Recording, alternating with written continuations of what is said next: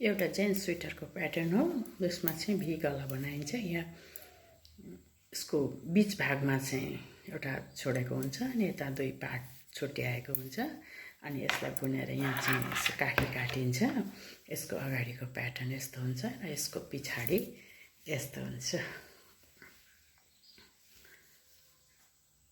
हजुरहरूलाई कस्तो लाग्यो होला यो प्याटर्न हेरिदिनु होला र यसको मलाई सल्लाह सुझाव गरिदिनु होला। अनि एउटा मेरो युट्युब च्यानल छ, यसमा पनि सब्सक्राइब गरिदिनुहोस्।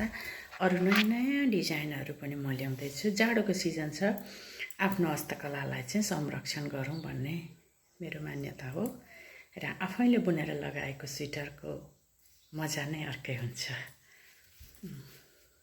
यो चाहिँ जेन्ट्स स्वेटर हो, हाफ त लेडिज पनि हुनसक्छ। यसलाई लेडिजमा पनि प्रयोग गर्न सकिन्छ। यो माछाको मुख जस्तो काँडा भएको प्याटर्न राखेको छु अनि कस्तो लाग्छ हजुरहरूलाई यसो भनिदिनु होला। र अरू नयाँ नयाँ डिजाइनहरू पनि म लिएर आउने नै छु। यो चाहिँ मैले एकतालि यसो देखाइहेरेको हजुरहरूलाई कस्तो लाग्छ मलाई भनिदिनु होला। र मेरो एउटा युट्युब च्यानल छ, त्यसमा पनि सब्सक्राइब गरिदिनुहोस्। र अरू नयाँ नयाँ भिडियोहरू, नयाँ नयाँ टोपी, स्वेटरहरू अनि अहिलेको बच्चाहरूले हेयर बेल्टहरू, हामीलाई पनि हुने खालको हेयर बेल्टहरू पनि मैले धेरै बनाएर हालेको छु। हेरिदिनु होला। मेरा गीतहरू पनि छन्, सुनिदिनु होला। सबैजनालाई धन्यवाद। र तिहार आउँदै गरेको दिवालीको हजुरहरू सबैजनालाई मेरो तर्फबाट धेरै धेरै धेरै शुभकामना छ।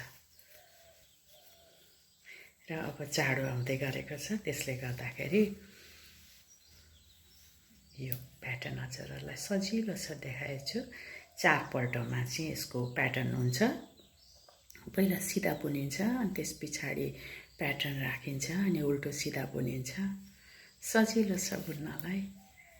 यसो बसी बिहालो गर्ने, आफ्नो घरमा बसेर आफ्नो सिपको सदुपयोग पनि गर्ने र काम पनि हुन्छ। अहिलेको महँगाईमा आफैले बुनेर लगाएको स्वेटर चाहिँ अर्कै आनन्द आउँछ। धन्यवाद हजुरहरू सबैजनालाई।